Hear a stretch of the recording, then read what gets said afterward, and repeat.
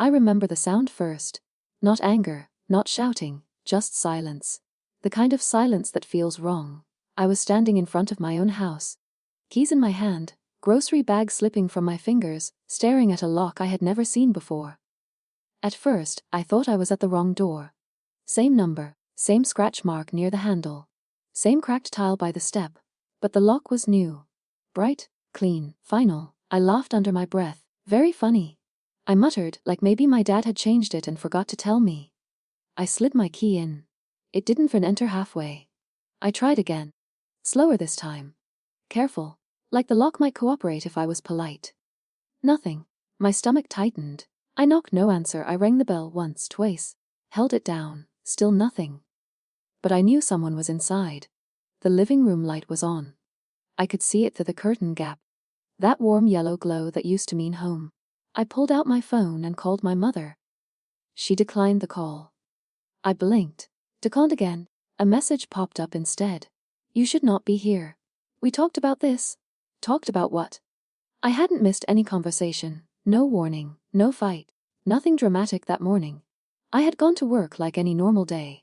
I typed back, I live here. 3 dots appeared, then disappeared, then appeared again. Finally, one line came through. Not anymore. My hands went cold. I knocked harder now, light enough to hurt my knuckles. Dade, I shouted. Open the door. Footsteps, I heard them. Close. Then stop. He was standing right on the other side, but he didn't open. Instead, through the door, calm as if discussing weather, he said. You should leave before this becomes embarrassing. Embarrassing. I actually looked around the street, like maybe there was an audience I didn't know about. This is my house, I said. My voice sounded strange, thinner than I expected. I pay half the mortgage. No answer. Just the sound of footsteps walking away. That's when I realized something that changed everything. My key didn't fit. My calls were blocked. And they weren't surprised I was locked out. This wasn't a mistake. It was planned. And they thought I was powerless. They were wrong. But they didn't know that yet. People think betrayals explode. They don't. Real betrayals grow quietly, like mold behind a wall. Looking back, the signs were there. I just didn't want to see them. 3 years earlier, I had moved back home after my job transfer. It was supposed to be temporary, 6 months, maybe a year. My parents said it made sense. Why waste money on rent when the house had space? We're family, my mother said. We help each other. I believe each other. I still want to believe that version of her existed. I wasn't freeloading. I paid monthly toward the mortgage, paid utilities, covered repairs. When the water heater failed, I replaced it. When the roof leaked, I paid my share without argument. My dad even joked once, "You're more reliable than a bank." Funny thing to say now that I think about it. At first, everything felt normal, comfortable. Familiar rhythms.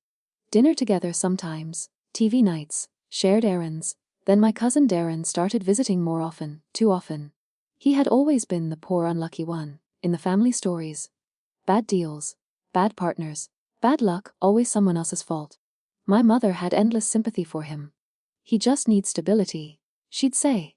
Stability somehow started meaning our house. He began staying overnight, then weekends, then weeks. No one asked me how I felt about it. Even though I worked from home 2 days a week and suddenly couldn't use my own office, because Darren was between opportunities and needed quiet space. I swallowed it. Family, right? But small things changed. My packages got opened by mistake. My food disappeared. My parking spot became first come first serve. And every time I raised a concern, my mother sighed like I was the difficult one. You're doing well, she'd say. Why can't you be more generous?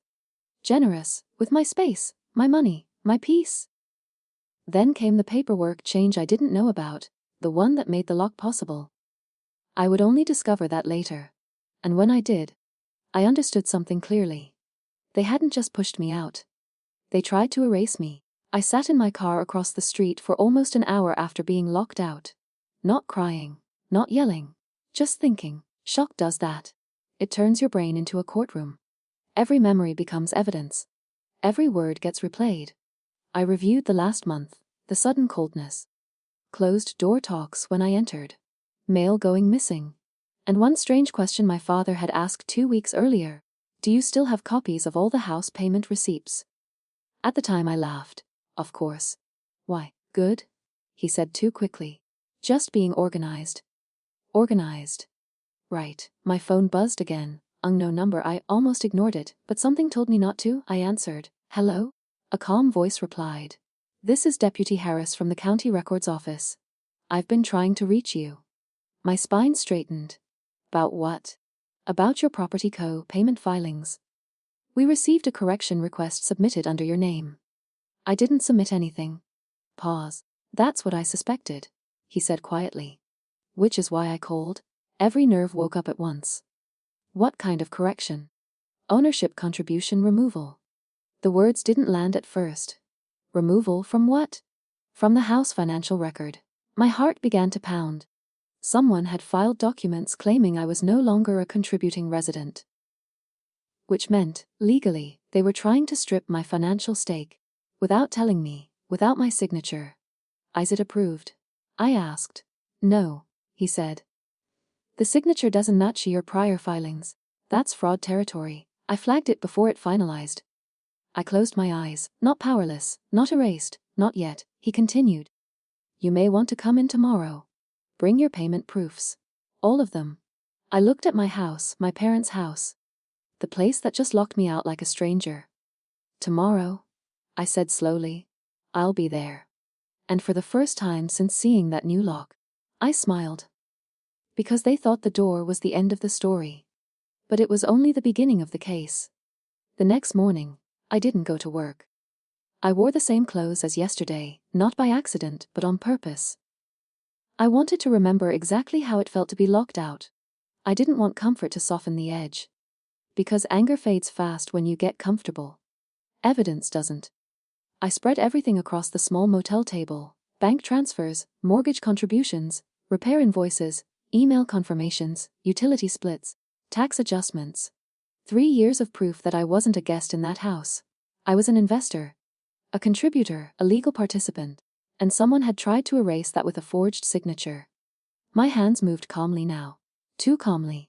The shock had burned off overnight and left something colder behind: focus. I scanned every document into cloud storage.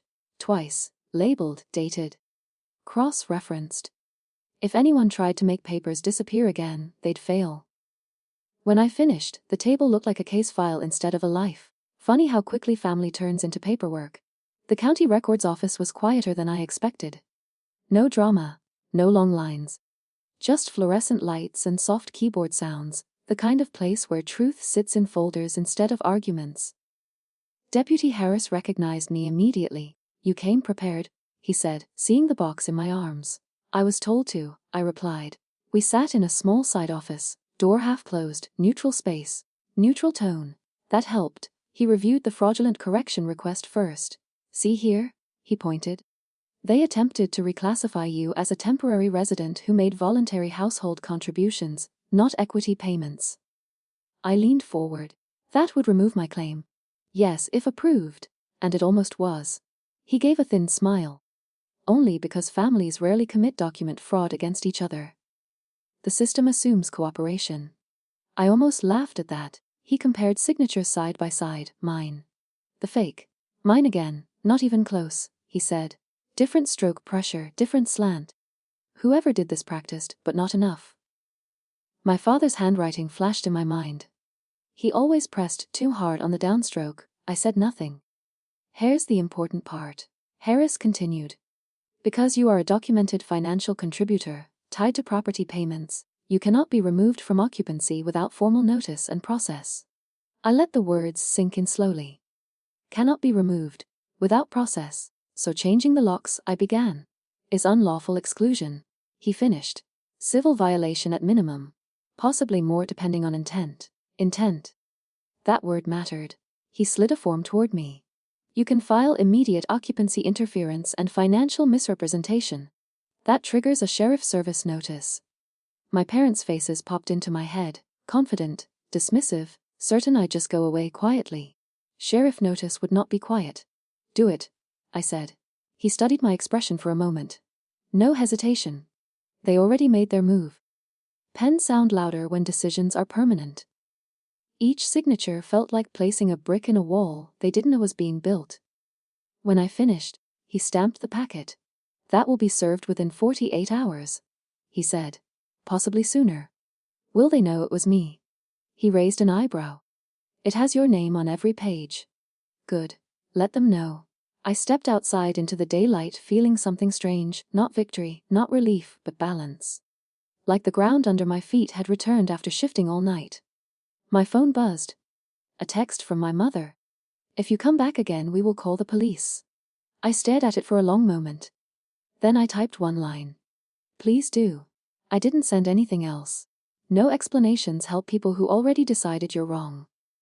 By evening, the next surprise arrived. My bank flagged an attempted account inquiry using my security answers. Not successful, but attempted. Security questions only family knew. First pet name. Mother's birthplace. Childhood street. I changed everything immediately and enabled alerts on every channel. Whoever was pushing me out wasn't done. This wasn't emotional anymore. It was operational. That night in the motel, memories kept replaying now, not as nostalgia, as clues. The private talk stopping when I entered. The sudden interest in my document storage. Darren asking weirdly specific questions about how mortgage credits worked. Not random. Coordinated. I opened my email archive and searched Darren's name. 3 results. One stood out, an accidental CC on a contractor quote weeks ago. Darren had replied instead of my father. "We may restructure ownership soon." Hold estimate. Restructure ownership, not repair schedule. Ownership. He wasn't just a house August, he was the replacement plan. I leaned back and exhaled slowly. It made sense now. Bring him in. Push me out.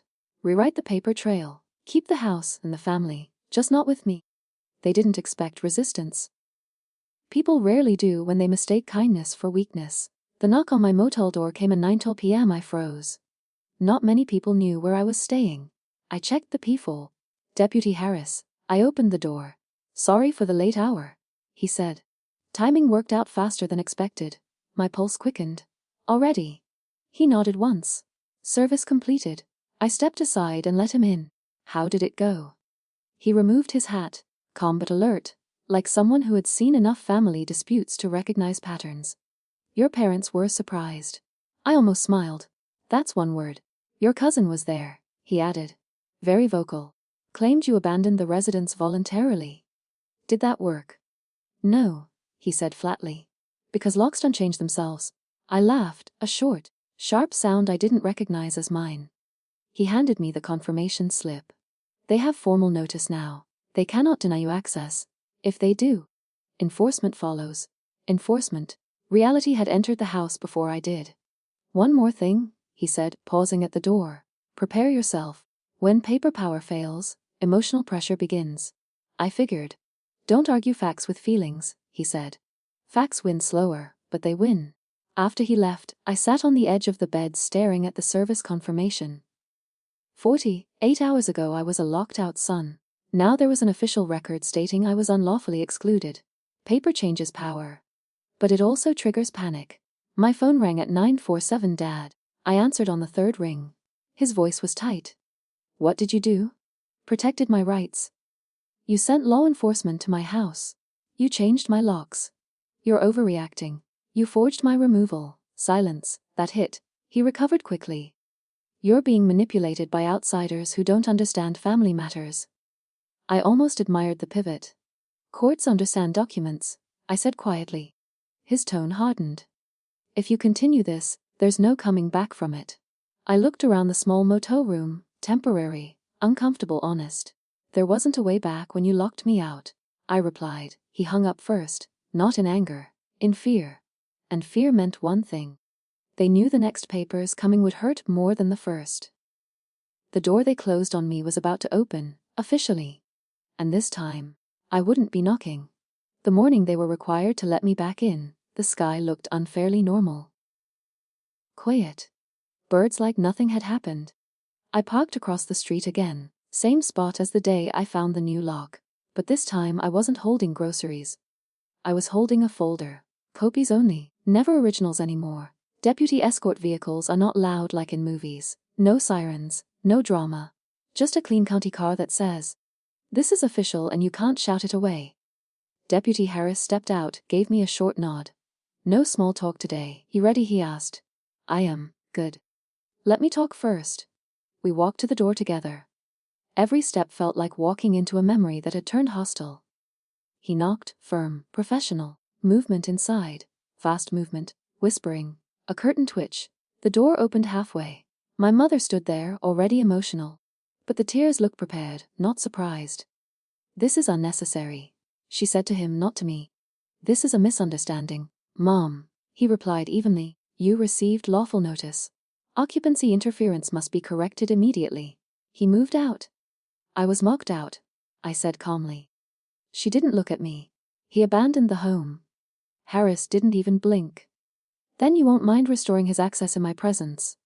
That cornered her. You could see it, the mental scramble when a story collapses in real time. My father appeared behind her, face tight, jaw set. Angry, but controlled angry. The kind that wants witnesses. "You're making a mistake," he told me quietly. "No." I said, "I'm documenting one." The new lock was removed in silence. No apology. No explanation.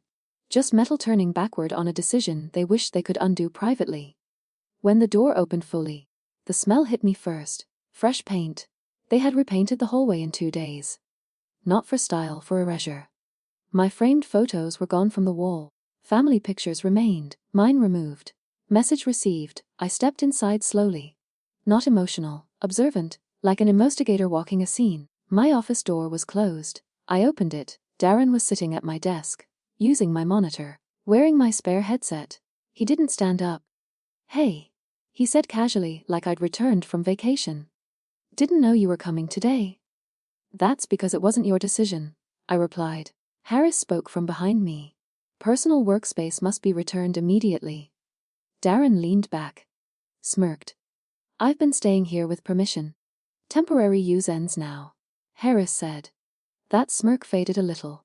People like Darren only feel brave inside someone else's authority bubble. Remove the bubble, confidence leaks fast. He gathered his things with exaggerated annoyance. Performance irritation. Audience anger. My drawers had been opened. Files shifted, not stolen, searched. Another confirmation. I photographed everything before touching anything. Always photograph first. Truth likes timestamps. As we moved through the house, the pattern became obvious. My presence had been reduced, not removed. Reduced, enough to claim I barely lived there. Clothes packed into 2 boxes. Books missing. Garage shelf cleared. Selective disappearance. Narrative staging. My mother followed us room to room, talking nonstop, not to inform, but to control the emotional temperature. "You didn't need to go legal. You could have just talked to us. This is what outsiders do, they break families. You've changed." I let her speak. Silence is powerful when the other person expects defense.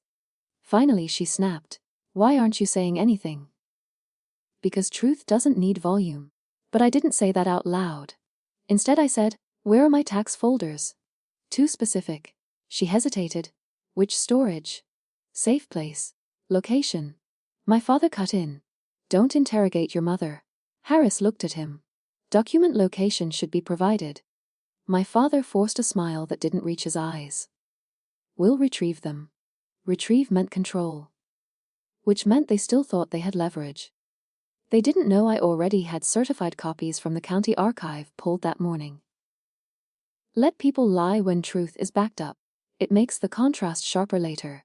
Before leaving, Harris had them sign an access compliance confirmation. Legal ink, uncomfortable ink. At the door he said quietly to me, "Next step is yours. Choose it carefully." "I will." When the patrol car left, the house temperature changed instantly. Authority gone. Masks off. Darren spoke first. "You really brought the government into this. That's cold." I looked at him. Trying to steal my equity is colder. My father stepped closer. Not threatening but territorial. "You think papers make you powerful?" he said. "No," I replied. "They make lies expensive." That line landed, he didn't answer it. Instead he pivoted, which told me it was true. "You're being influenced," he said. "Someone's feeding you legal paranoia." "Yes," I said. "Records offices, signatures, dates, very suspicious people." Sarcasm is wasted on the dishonest, but satisfying anyway. My mother tried a different tactic, softness. We were trying to help Darren stabilize. That's all. You're strong, he's not. By removing me. By rearranging responsibilities. Forgery isn't rearranging. Her face hardened. There it was, the real expression, the one behind the tears. You always were dramatic. And you always hoped I'd stay quiet. Silence stretched, no shouting match. No explosion. Just truth sitting in the middle of the room like something no one wanted to pick up. I went to my office and shut the door. Checked my hidden document envelope, still taped under the drawer frame. Untouched. Inside were the original contribution agreements my father and I signed 3 years ago. The ones he claimed were just informal. They weren't informal. They were binding. And they included a clause he had forgotten. Contribution-backed occupancy protection. He signed it himself. People rarely read what favors them today if it might protect someone else tomorrow. I photographed each page and uploaded them. Redundancy is revenge's best friend. My phone buzzed again. Message from an unknown number. You should settle quietly. This will get messy. No name. No signature. But I recognized the phrasing, Darren. Threats always sound bigger when written by people with nothing legal in their own name. I typed one reply. Messy is documented. Then I muted the thread. Downstairs voices rose again, hushed Bataji whispers. Damage control tones. They weren't planning how to fix the relationship. They were planning how to stop the exposure. Which meant the real motive, the full one, still hadn't surfaced yet. But it would. Because hidden deals don't stay buried once paper starts moving. And I had just started pulling the files that would make the next envelope far more painful than a sheriff's notice. The house didn't feel like home anymore. Not because of the paint. Not because my things were moved. But because every sound now had intent behind it. Cabinet doors closed carefully, listening. Footsteps paused outside rooms, measuring. Phones taken to corners, whispering. When trust dies, even normal noise sounds guilty. I stayed inside my office most of that afternoon, not hiding, preparing. There's a difference. I backed up every drive, every email chain, every scanned receipt. I created 3 mirrored folders and scheduled timed uploads. People think revenge is loud. Real revenge is organized around 3 p.m. I heard Darren laughing downstairs, forced loud laughter. The kind meant to prove comfort. It echoed too long, no one joined him. Good. Pressure was working. At 4:12, my bank security officer called back after reviewing the attempted account access from the night before. We traced the inquiry origin, she said. It came from a device previously used to log into your father's property tax portal. I didn't speak for a full 2 seconds. Document that, I said quietly. It already is. Paper trail growing. I thanked her and hung up. Then I opened the county property portal and checked the access logs on the shared mortgage account. 2 weeks ago, multiple late-night entries. User credential my father. Download activity contribution summaries. Timestamp matched the week Darren moved into my office. Pattern confirmed. Not emotional betrayal. Financial strategy. At dinner time my mother knocked on my office door like a polite stranger. Like I made food, she said softly. I'm not hungry. You should eat. I already did. A pause. Then the real purpose surfaced. We should talk, Lee. Calm, I replied. She didn't like that answer. Families don't solve things with threats and officers. Families don't forge signatures and change locks. Silence. Then a pivot, her favorite move. You're hurting your father. Truth often sounds like cruelty to the person exposed by it. I'm stopping harm, I said. She left without another word. An hour later, the email arrived that cracked the case open. Subject line loan pre-qualification, conditional approval. Addressed to my father and Darren. I stared at it, confused, until I saw the attachment label. Property leveraged refinance application. They had applied to refinance the house, using the increased value to pull out cash. Large cash. My contribution history was attached. But labeled as non-owner household support. They weren't just pushing me out emotionally. They were converting my payments into their borrowing power. If approved, they could extract equity I helped build and leave me with nothing. That's why the records change attempt happened first. That's why urgency suddenly appeared. That's why Darren needed stability. He wasn't moving in. He was buying in, with my share. I forwarded the entire email thread to my attorney contact, the one I hadn't needed yet, but lined up just in case. Preparation beats panic every time. He replied 11 minutes later, "Do not confront yet. This is leverage." Agreed. At 8:30 p.m., confrontation came anyway. My father entered my office without knocking. He closed the door behind him. That was new. "We need resolution," he said. "Resolution requires truth. We are restructuring finances." "I know." His eyes narrowed slightly, recalculating. "Then you know this is practical." "Forgery isn't practical." "Fat. Felonies?" I corrected calmly. That irritated him more than shouting would have. "You think law makes you safe?" He said no. "Evidence does." He stepped closer to the desk, lowered his voice. "If you block this refinance, you hurt everyone." "No," I said. "I stop theft." His jaw flexed. "It's not theft if it's family." That sentence has ruined more families than money ever did. That one hit. He looked away first. Scoreboards in power struggles are silent but real. "You want to buy out?" he asked suddenly. There it was, not apology negotiation. "Market value share," I said. "Verified numbers, written terms?" He hesitated. Which told me the refinance cash out number was much higher than they expected to offer me. "How much do you think your part is worth?" he asked. I turned my monitor toward him, showing the equity growth chart I'd already calculated. His face changed. He hadn't done the math fully. Darren had estimated. Estimators guess. Contributors calculate. "That's inflated," he said. "That's documented." He straightened, mask returning. "We'll review." "You will," I said. After he left, I wrote one note in my log. They expected surrender, not valuation. At 9:18 p.m., Darren tried a different angle. He knocked, entered halfway, leaned on the frame like we were old friends. "Man to man," he said. "Paper to paper is better." He smirked. "You're making this bigger than it needs to be. You tried to make it smaller than it was. We're just trying to build something here. With my money. With family support. Forgery support," I corrected. His smile thinned.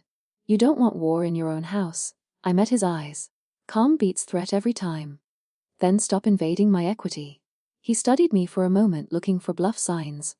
Didn't find any. People used to bluff, expect everyone else to. "You're not backing down," he said. "No. Even if it splits everything." "It already did. You just changed the locks to announce it." He left without another word. Threat tactics exhausted. Next phase would be pressure or payoff. Both meant progress. Near midnight, my attorney emailed again after reviewing the refinance packet. "Good news. They cannot refinance cleanly with your contribution record active. Lender will require your signed subordination or payout." I leaned back and finally let out a slow breath. Checkmate wasn't delivered yet. But the board was locked. They couldn't take the equity. They couldn't remove me quietly. They couldn't borrow against my share. And now they knew I knew. Upstairs, I heard another whisper argument break out, sharper this time. No more performance calm. No more fake normal. Truth had entered the structure, and truth is loud even when spoken quietly. I turned off the light and lay back, staring into the dark, feeling something I hadn't felt since the new lock first stopped my key. Control. Not over them. Over the outcome. And tomorrow, I was going to make them an offer so precisely, it would make the sheriff's papers feel gentle by comparison. Morning came with forced politeness. That's how you know a house is under pressure. Everyone suddenly becomes very respectful, in a very careful way. Doors closed softly. Greetings were neutral. No sarcasm, no warmth. Just rehearsed civility like coworkers before layoff. I made coffee and sat at the kitchen table with my folder open, not hiding it. Visibility is a message. My mother watched the folder more than she watched me. "You're documenting breakfast too?" she asked lightly. "If it affects property value," I said yes. She didn't smile. At 95, my attorney called. "Speaker off. Notebook ready." "I reviewed the refinance lender conditions," he said. "They requested verification call today. Expect contact. Directly to me. If they're competent." "Yes, they are," I said. "Too competent for this plan to survive." He gave a short approving hum. "Good. Don't threaten, don't accuse. Just confirm facts when asked. Facts only, I said. That's how you win slow and permanent. After the call, I sent one email, short, clean, strategic, to the lender listed on the refinance packet. Subject equity contributor verification. Property file 7821 body. I am a documented financial contributor tied to this property's equity record.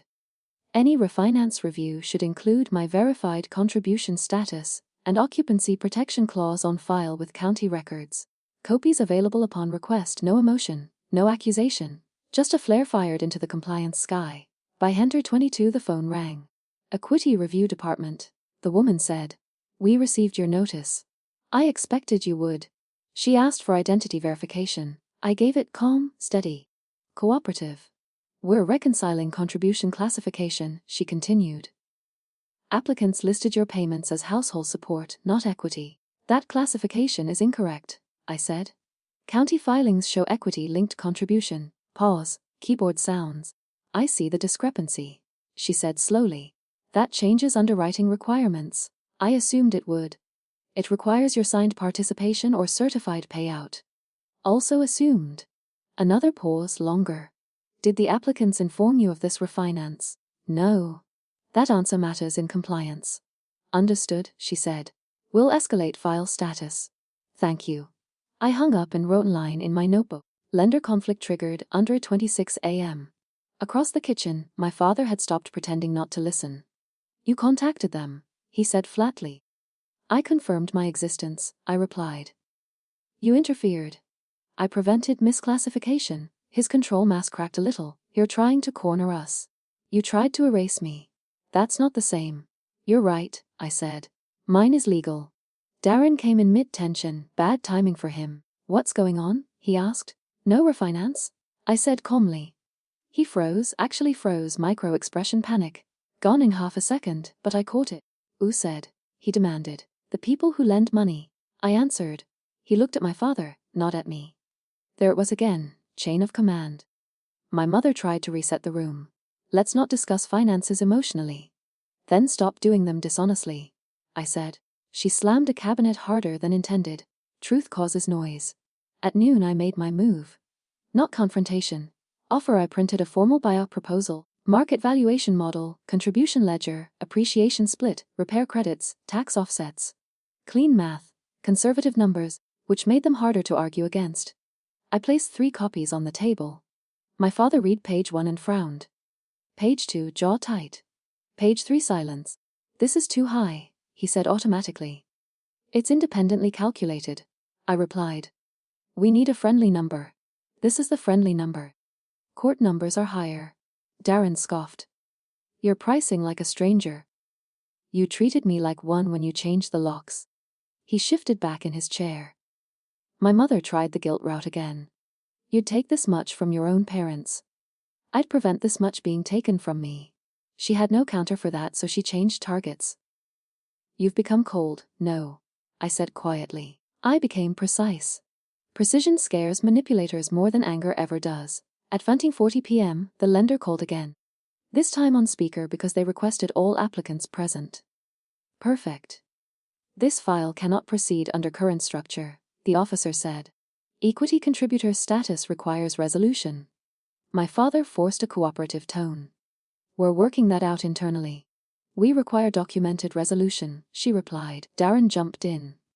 What if we relabel past payments as rent? I didn't speak. Silence can be a trap. If you let the other side step into it.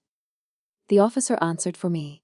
County-linked contribution filings override private relabeling, she said. Those records are binding. Darren leaned back like someone punched the air out of him.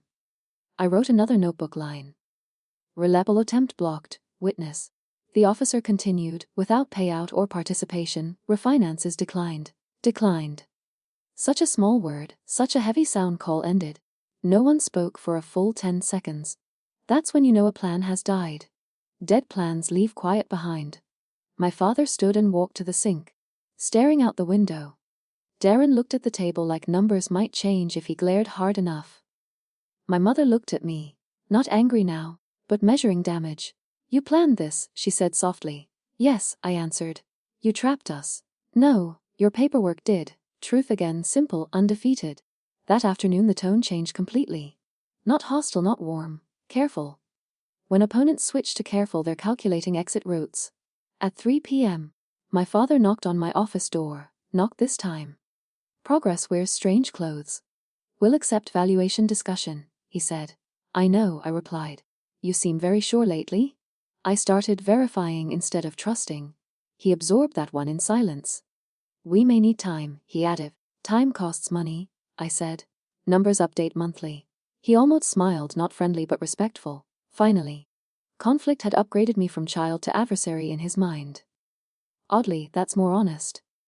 After he left, I received one more message from Duran. You think you won? You just burned your bridge. I replied with one line. Bridges shouldn't lead to theft. No more messages after that. Evening settled differently than the others. No whisper meetings, no fake laughter. Just the sound of people recalculating futures. I walked past the front door before heading upstairs and looked at the lock, the replacement lock, still there. Now turned useless by order. Metal is funny that way, strong when backed by law, meaningless when exposed by it. 2 days ago it kept me out.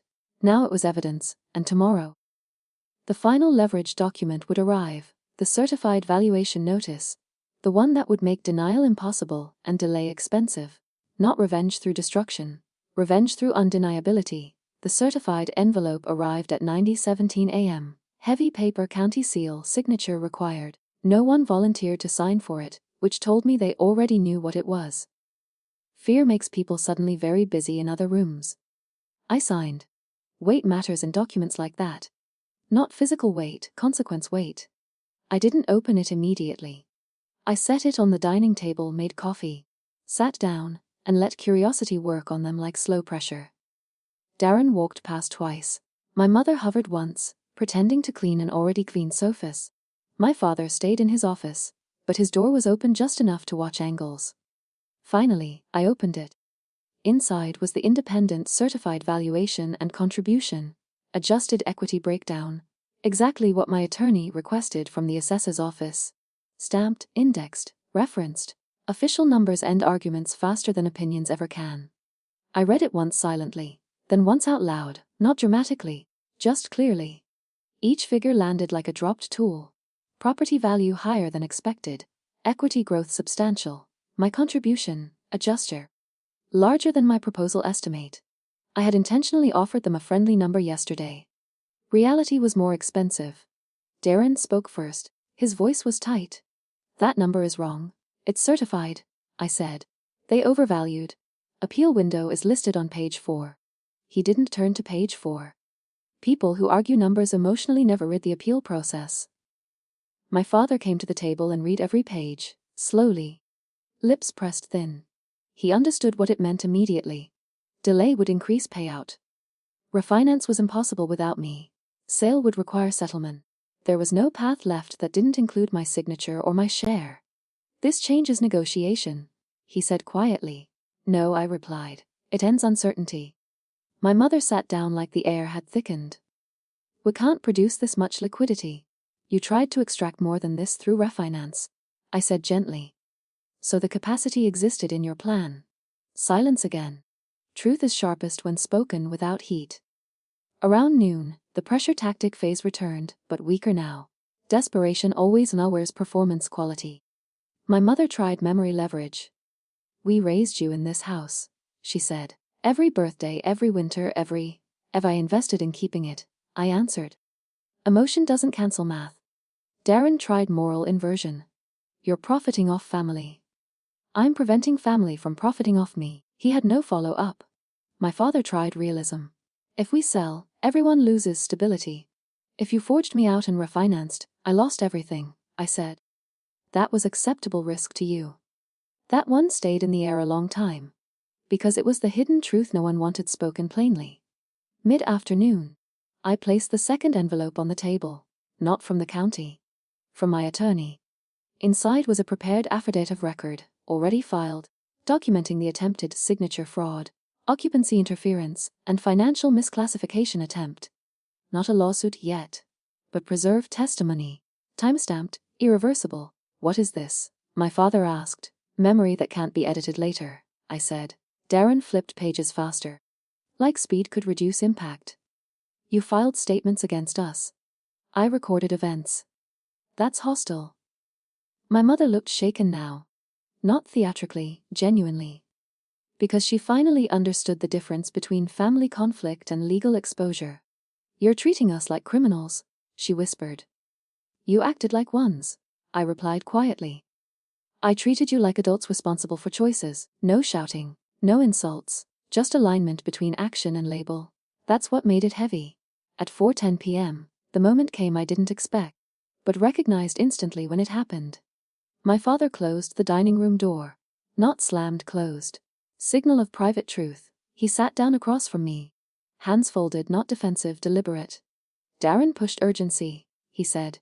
First crack of confession. I said nothing. He said if we didn't move fast, you'd claim controlling interest. Still silent. He found a lender willing to move on preliminary classification. Still nothing. Silence pulls truth forward better than questions. The signature attempt. He continued, voice lower now, was supposed to be temporary. Just to clear underwriting. Temporary fraud is still fraud, but I let him keep talking. I told myself it would be corrected after funding. There it was. Intent, spoken freely, no threats, no recording device visible, just pressure and inevitability. Why didn't you tell me? I asked calmly. Because you would have stopped it. Yes. That was the problem at the time. Honesty, finally, ugly but real. My mother covered her mouth. She hadn't known that part, I could tell instantly. Her betrayal face turned toward him now. You said it was paperwork cleanup, she whispered. He didn't answer her. Truth creates new victims when it surfaces. Darren stood up. This is getting twisted. My father looked at him long different. Reassessing. No, he said quietly. It's getting accurate. Power realignment live. I slid the buyout proposal, the friendly number 1, back onto the table. This offer expires in 5 business days, I said. After that, valuation number applies. Darren stared at my father. You're not agreeing to this. My father didn't look at him. He said. Just like that. Collapse doesn't sound like explosions. It sounds like acceptance spoken flat. Darren pushed back from the table. You're folding. I'm correcting, my father replied, over him. Over facts. That was the moment Darren lost the room. He grabbed his jacket, muttered something about betrayal, ironic, and left the house without another word. Front door closed. Engine started. Gone. Silence settled, deep structural silence, the kind that follows truth, not tension. My mother cried, real this time. Not strategic. Not because of money.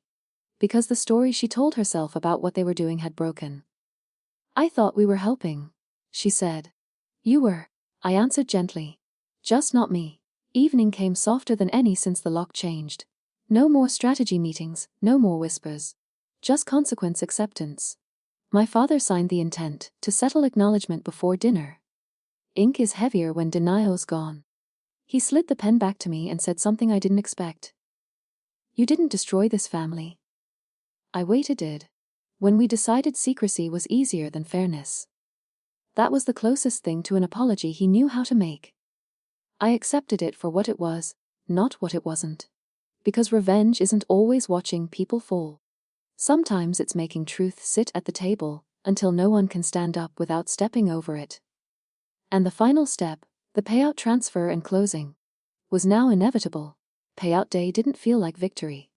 It felt like a weather change. The kind where the storm is already over, but the ground is still wet and the air still smells like lightning. The bank conference room was too bright. Neutral walls, neutral chairs. Neutral people. Places like that are built to keep emotions from sticking. My father arrived early. Not defensive. Not warm, just settled. That was new. My mother came 10 minutes later, holding a folder she didn't open. Something to do with her hands more than anything else. She looks smaller than usual. Truth reduces people before it rebuilds them. Darren never showed. Not a surprise. People who push reckless rarely attend consequence meetings. The closing officer explained everything slowly, line by line, even though we all understood it already. That's how official endings work. They walk. They don't run. Numbers confirmed. Equity share confirmed. Contribution credit confirmed. Transfer amount confirmed my original friendly buyout number. The one they accepted was locked in. Lower than the certified valuation, just like I said. They saved money by admitting truth early. That lesson sat quietly between us.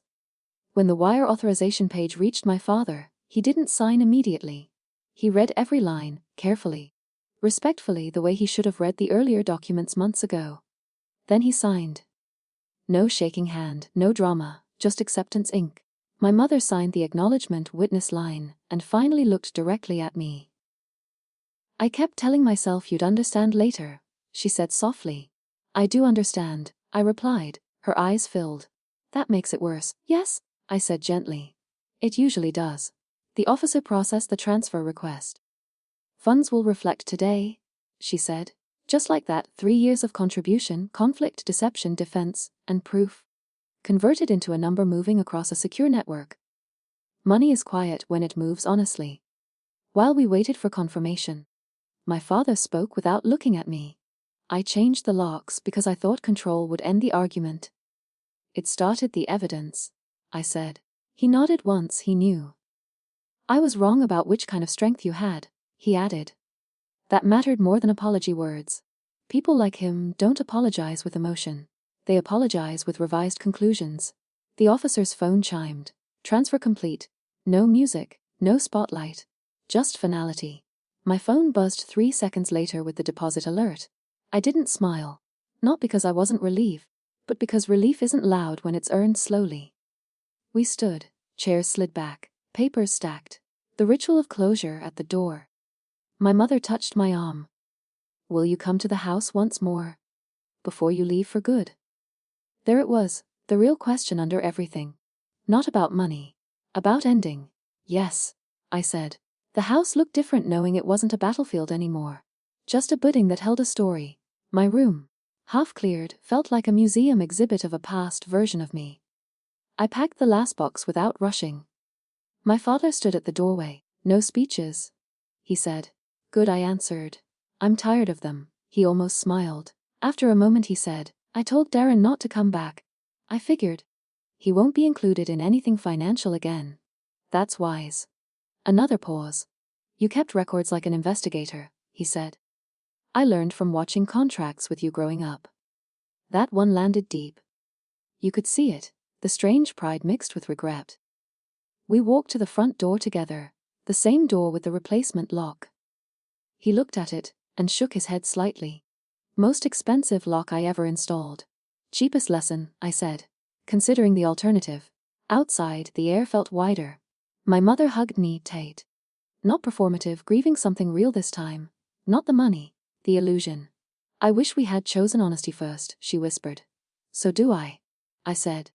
But we didn't, she replied. No, I agreed. But we finished with it. That was the closest thing to peace available. I put the last box in my car and sat behind the wheel without starting the engine. Not sad. Not happy. Clear. That's better than both. People think revenge is about watching others suffer. It isn't. The most powerful revenge is refusing to be erased. Refusing to be rewritten. Refusing to accept a false version of reality just because it comes from people you love. I didn't destroy them. I didn't expose them publicly. I didn't humiliate them. I documented truth, applied pressure, and let consequences speak. Justice without cruelty lasts longer. As I drove away, one thought stayed steady. The moral that would later close the voiceover if this story were ever told.